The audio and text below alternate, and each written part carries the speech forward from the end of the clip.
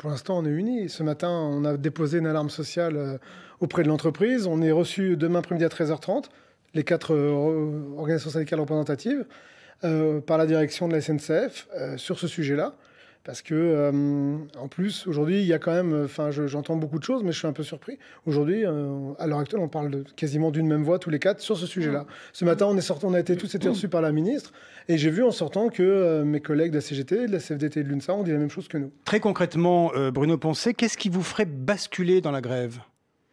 Alors, ce qui nous ferait basculer dans la grève aujourd'hui, et pour vous le dire, ça serait l'opinion et la volonté des cheminots. Il ne faut pas croire qu'une grève se décrète d'un claquement de doigts et que d'un seul coup, les 4 OS vont vous appeler les gens à la grève et que tout le monde va se mettre dans la rue.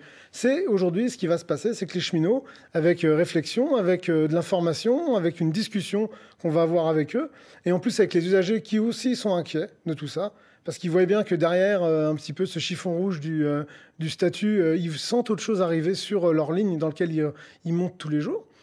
Et aujourd'hui, les cheminots, c'est eux qui vont décider avec les usagers. Et donc, nous, on est en contact avec les usagers. Des élus locaux nous ont contactés juste après la sortie du rapport Spinetta, mais inquiets, en disant, mais attention, monsieur Spinetta, c'est 9000 km de ligne, il préconise leur fermeture. Alors effectivement, aujourd'hui, c'est pas le discours ambiant.